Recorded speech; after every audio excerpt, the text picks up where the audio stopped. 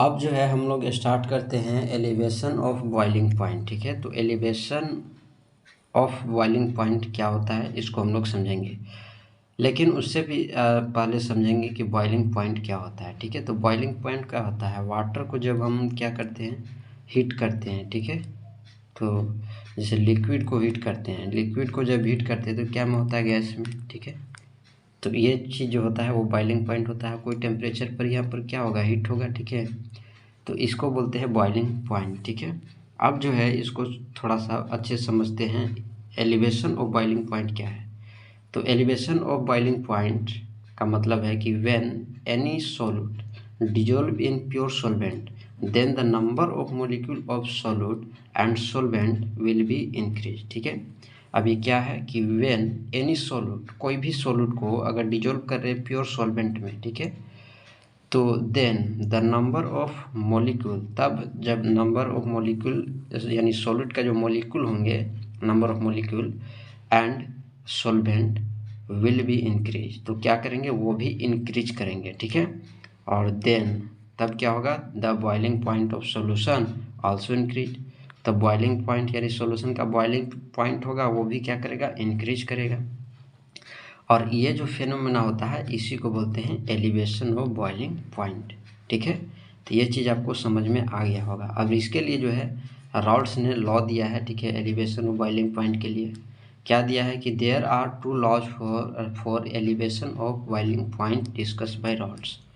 पहला क्या है कि according to this law the elevation of BP of any solution is directly proportional to concentration of solute. ठीक है, कॉन्सेंट्रेशन ऑफ सॉल्यूट का है। ठीक है, तो द एलिवेशन ऑफ बीपी यानी एलिवेशन यानी बॉइलिंग पॉइंट का जो एलिवेशन है कोई भी सॉल्यूशन का, वो डायरेक्टली प्रोपोर्शनल होता है कॉन्सेंट्रेशन ऑफ सॉल्यूट का। ठीक है, तो ये चीज़ इसमें है। अभी क्या कहा गया है, इसका मतलब हुआ कि ये हमने जो लिया, ठीक है, ये एलिवेशन है ना, और ये जो है हमारा कॉन्सेंट्रेशन टर्म है, और ये डायरेक्टली प्रोपोर्शनल है। ठीक है, अब डायरेक्टली प्रोपोर्शनल है तो हटेगा तो इसके जगह पर के बी आएगा। ठीक है, तो यहाँ पर के बी जो है ना, यहाँ पर के बी, ठीक है, यहाँ पर के बी मोलर एलिवेशन कांस्टेंट है। ठीक है, और ये तो हमारा है, ये तो हमारा है क्या, तो ये हमारा है मोललिटी। ठीक है, तो इसके लिए जो है क्या फॉर्मूला बन जाता है फर्स्ट लॉ के लिए। ठीक है, तो फर्स्ट लॉ के लिए जो है इसका बनना चाहिए ये फॉर्मूला। ठीक है, ये वाला, ये हमारा फॉर्मूला बन जाता है एक तरह से। ठीक है, तो ये इक्वेशन जो है हमें मिलता है। ठीक है, फर्स्ट लॉ के लिए।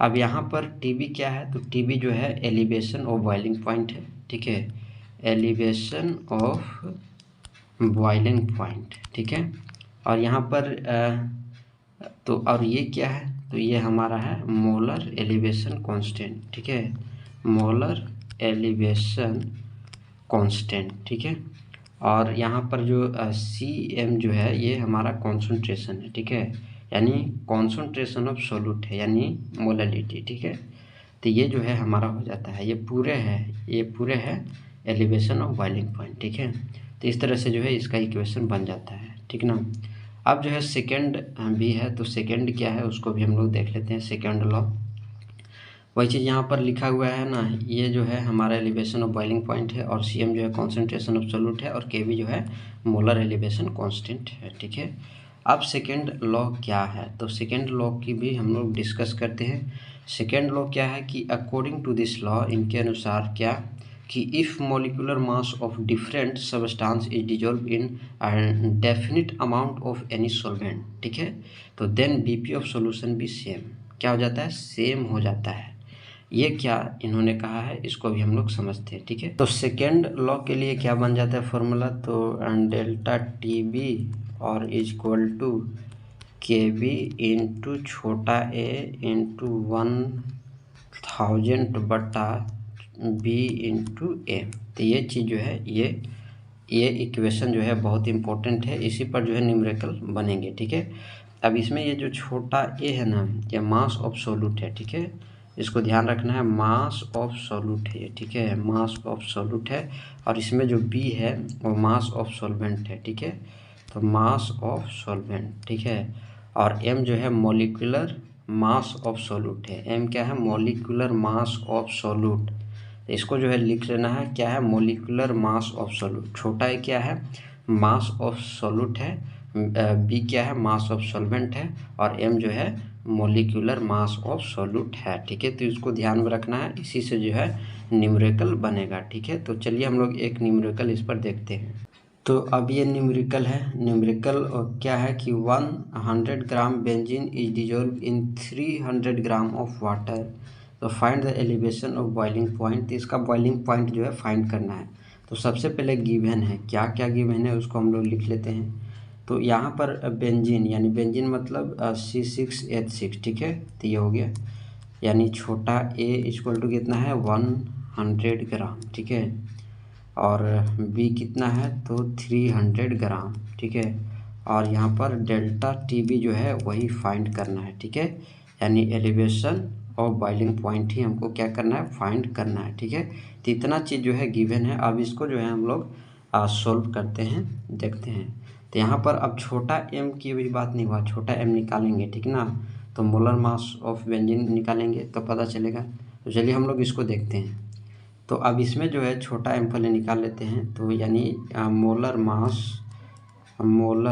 मास ऑफ बेंजीन, ठीक है, यानी C6H6 कितना है तो 100 है। ठीक है, अब C है ना, तो कितना होता है 12, तो 12 गुने 6 कितना आ जाएगा 72, और प्लस हाइड्रोजन एक है मतलब 6 हुए। ठीक है, तो इस तरह से ये हो गया। अब कितना आ जाएगा तो 100/78, ठीक है। अब इसको काट छाट करेंगे तो 50/39 आएगा। ठीक है, तो ये निकल गया हमारा छोटा एम। अब जो है इसको हम लोग पुट कर देते हैं। ठीक है, अब सब चीज़ दिया हुआ है, अब इसको हम लोग डायरेक्ट फॉर्मूला लगा करके इसमें इक्वेशन रख करके इसको पुट करते हैं। तो अब इसको हम लोग पुट करते हैं, तो इक्वेशन क्या है उसको हम लोग लिख लेते हैं। तो delta T B equal to K B into A into 1000 बटा छोटा बी इंटू एम। ठीक है, इस तरह से। तो के बी कितना है 2.6 है, ठीक है, और 100 और इंटू 1000, ठीक है, इसमें नहीं है लेकिन के बी का मान यहाँ दिया हुआ था। ठीक है, तो के बी इक्वल टू कितना है 2.6, ठीक है, तो इसको जो है दिया हुआ रहता है क्वेश्चन में। तो 2.6 जो है यहाँ पर दिया हुआ था के बी का मान, ठीक है, मोलर दिया हुआ था, तो इसको हमने रख लिया। और बटा बी जो है, बी कितना है तो बी हमारा 300 है, और इनटू एम जो है कितना आया था तो एम हमारा आया था 50/39, ठीक है, तो 50/39 हमने रख लिया।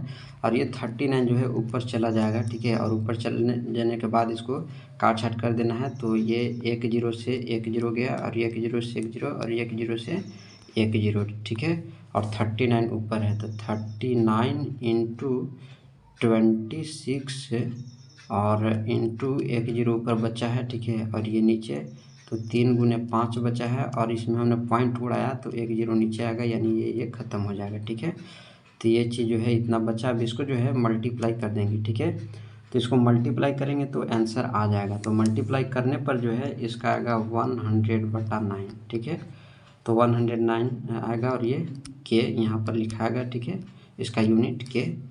और इसको जब डिवाइड करेंगे तो 11.1 के आएगा, ठीक है, तो इस तरह से जो है इसका बना लेना है। ठीक है, तो इस तरह से जो है न्यूमेरिकल बनता है। ठीक है, अब नेक्स्ट आगे देखते हैं, एक और न्यूमेरिकल है, ठीक है, और इसको जो है मैं आपको समझा दूंगा, इसको आप खुद से बनाना। ठीक है, तो 10 gram of any substance dissolve in 300 gram of water due to it elevation of boiling point becomes इतना हो जाता है। ये जो है हमारा टी बी है ना, डेल्टा टी बी, यानी एलिवेशन ऑफ बॉइलिंग पॉइंट दिया हुआ है। ठीक है, और क्या दिया हुआ है तो इसमें जो है हमारा के बी यहाँ पर तो नीचे दिया हुआ है, ठीक है, और हमारा जो है ये यानी छोटा ए जो है, ठीक है, तो छोटा ए इसमें दिया हुआ है, ठीक है, और बी जो है वो है हमारा 300 ग्राम। तो इसको जब पुट करेंगे तो पुट करने के बाद जो है इसमें निकालना क्या है, तो इसमें निकालना है, इसमें फाइंड करना है मोलिक्यूलर मास ऑफ सॉल्यूट, मतलब छोटा एम, ठीक है, ये वाला इसमें फाइंड करना है। तो वो फॉर्मूला रखने के बाद छोटा एम आराम से फाइंड हो जाएगा। ठीक है, तो इसको आप कमेंट बॉक्स में ज़रूर बताना कि इसका आंसर जो है कितना आया था। ठीक है, तो इस तरह से ये बन जाएगा। नेक्स्ट जो है अब हम लोग आगे चलते हैं, और आगे जो है देखते हैं डिप्रेशन ऑफ फ्रीजिंग पॉइंट। ठीक है, डिप्रेशन ऑफ फ्रीजिंग पॉइंट क्या होता है, ठीक है, बहुत इंपॉर्टेंट है ये। तो डिप्रेशन ऑफ फ्रीजिंग पॉइंट क्या है कि व्हेन एनी सॉल्यूट, कोई भी सॉल्यूट सब्सटेंस जब हम उसको डिजोल्व करते हैं प्योर सॉल्वेंट में, ठीक है, तो the number of molecule of any solute will be increase, क्या होता है, इंक्रीज होता है, और देन होता है विल बी डिक्रीज, ठीक है। तो या फ्रीजिंग पॉइंट क्या होता है, डिक्रीज होता है, तो उसको क्या बोलते हैं, डिप्रेशन ऑफ फ्रीजिंग पॉइंट, ठीक है।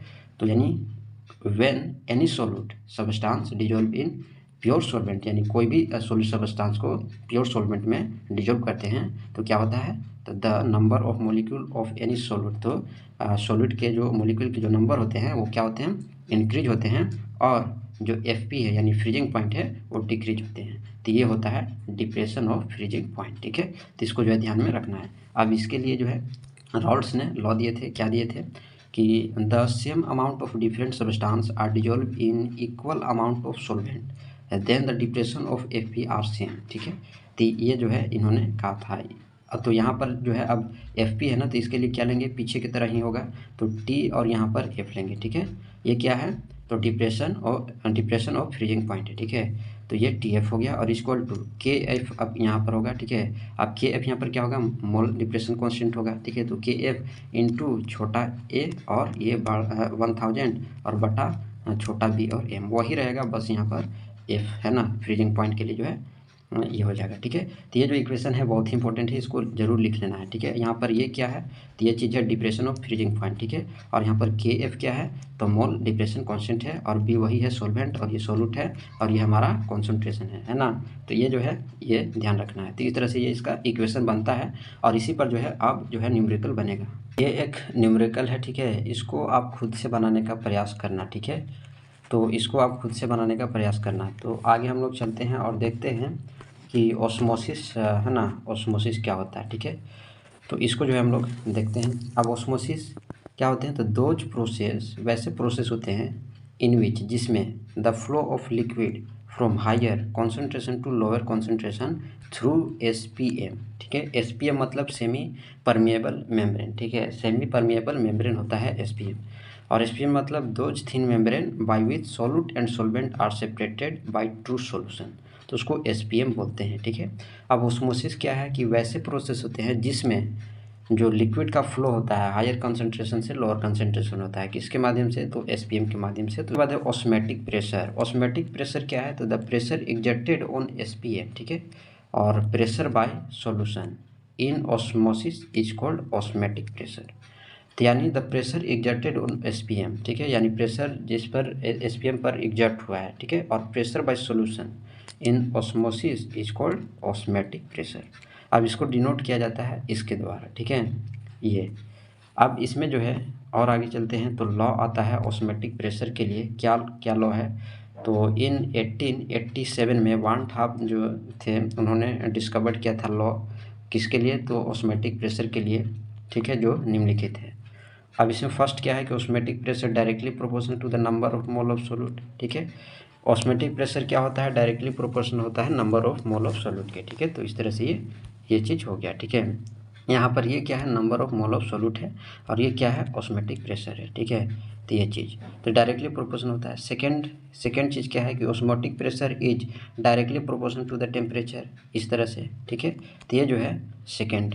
थर्ड क्या है कि osmotic pressure is inversely proportional to volume of solution, तो ये चीज़ यहाँ पर इन्वर्सली प्रोपोर्शनल, ठीक है, inversely proportional volume of solution, ठीक है। तो इस तरह से जो है तीन चीज़ इन्होंने कहा था, ठीक है ना। तीनों जो है लॉ को ले लेते हैं और इससे जो है फॉर्मूला ड्राइव करते हैं। तो यहाँ पर ये पाई है ना, और ये डायरेक्टली प्रोपोर्शनल एन है ना, नंबर ऑफ मोल, और क्या था, तो इनटू टी है ना, टी भी और 1/v, ठीक है, ये चीज़। अब यहाँ पर इसको हटाएंगे इन्वर्सन को, तो यहाँ पर कुछ ना कुछ आएगा, तो यहाँ पर आर, ठीक है, आर यहाँ पर आया। आर क्या है, गैस कांस्टेंट है, ठीक है, और इंटू एन और इंटू टी और बट इंटू 1/v, ठीक है, इस तरह से आ गया। तो इसके लिए क्या बन जाता है कि ये, ठीक है, और भी इक्वल टू एन, छोटा एन आर और टी। तो ये जो है इसके लिए इक्वेशन बन जाता है, ठीक है, ऑस्मेटिक प्रेशर के लिए ये इक्वेशन बन जाता है, ठीक है, जहाँ पर आर जो है गैस कांस्टेंट है और इसका जो वैल्यू होता है आर का वो 8.21 है ना, ATM, ठीक है, तो ATM ये। ये चीज़ होता है। और यहाँ पर n क्या है, छोटा n, तो ये है गिवन मास ऑफ सॉल्यूट बटा मॉलिक्यूलर मास ऑफ सॉल्वेंट। तो ये जो है हमारा इक्वेशन बनता है और इससे जो है न्यूमेरिकल बनता है, ठीक है। तो इसको जो है हम लोग एक न्यूमेरिकल भी देख लेते हैं ताकि और अच्छे से समझ में आ जाए। तो इसमें क्या है कि फाइंड द ऑस्मेटिक प्रेशर, ठीक है, यानी ये चीज़ फाइंड करना है ना। और एक्वस सॉल्यूशन ऑफ यूरिया, ठीक है। यूरिया क्या होता है, C है ना, और NH2 और 2 होल 2, ठीक है। तो ये होता है यूरिया, ठीक है। तो यहाँ चीज़ यहाँ लिखा भी है ना। ये चीज़ क्या है कि इन विच 5 gram of urea dissolve in 100 ml, ठीक है। तो ऑस्मेटिक प्रेशर इसको फाइंड करना है। तो सबसे पहले गिवन है कि मास ऑफ सोल्यूट कितना है, तो मास ऑफ सोल्यूट, ठीक है, मास ऑफ सोल्यूट 5 ग्राम है। किसका है, यूरिया के लिए। तो यूरिया यानी CONH2 का होल 2 है ना, तो कितना है, 5 ग्राम है ये चीज़, ठीक है। अब यहाँ पर जो है, अब यहाँ पर क्या है कि वॉल्यूम है, कितना है, 100 ml है ना, ये चीज़। तो इसको जो है लीटर में कन्वर्ट करते हैं तो 1/10 लीटर आएगा, ठीक है। 1/10 लीटर ये क्या हो जाएगा, इसका वॉल्यूम हो जाएगा। अब इसमें जो है ये चीज़ फाइंड करना है, तो ऑस्मेटिक प्रेशर फाइंड करना है, तो हम लोग इसको डायरेक्ट फार्मूला लगा करके इसमें निकाल लेते हैं। तो इसको चलिए हम लोग फार्मूला लगाते हैं। तो फार्मूला क्या था, तो फार्मूला था इसमें कि ये ऑस्मेटिक प्रेशर और वॉल्यूम इनटू छोटा n r और t, ठीक है। तो इस पर जो है हम लोग पुट करते हैं। ऑस्मेटिक प्रेशर फाइंड करना है तो इसको इसी रहने देंगे। वॉल्यूम कितना आया था, 1/10 आया था, तो 1/10 जो है इसको रख लेते हैं, ठीक है। और यहाँ पर छोटा n जो है, छोटा n नहीं है, ठीक है। तो छोटा n जो है हम लोग को निकालना पड़ेगा। और यहाँ पर r पता है, ठीक है, r पता है कितना, 8.21, ठीक है, ATM है ना, इस तरह से। और यहाँ पर टेम्परेचर भी नहीं है, टेम्परेचर जो है नॉर्मल टेम्परेचर लेना पड़ेगा, यानी 25 डिग्री सेल्सियस लेना पड़ेगा। उसको जब के में बदलेंगे तो 25 + 273 के होगा, ठीक है। तो यानी 298 के हो जाएगा। तो टेम्परेचर कितना हो गया, 298 के, ठीक है। छोटा n निकालना पड़ेगा, ठीक है ना। तो छोटा n निकालने के लिए कितना है, 5 ग्राम है ना, तो 5 ग्राम बट्टा, तो इसके लिए जो है यूरिया के लिए निकालना होगा तो C यानी कार्बन 12 है ना, तो 12 + 16 और यहाँ पर हो जाएगा 12 + 16 और फिर प्लस हो जाएगा और इंटू है तो 14 + 1 × 2 होगा, ठीक है। ये होगा, नाइट्रोजन के 14 होता है, हाइड्रोजन के 1 होता है, और ये चीज़ हो गया। अब इसको जब निकालेंगे तो n का मान जो है, तो n का मान आएगा 1/12, ठीक है। तो 1/12 यहाँ पर पुट कर देंगे और पुट करने के बाद जो है इसको काट छाट करेंगे। तो काट छाट करने के बाद जो है आंसर इसका निकल जाएगा, ठीक है। तो इसको जो है खुद से इसको बना लेना, ठीक है।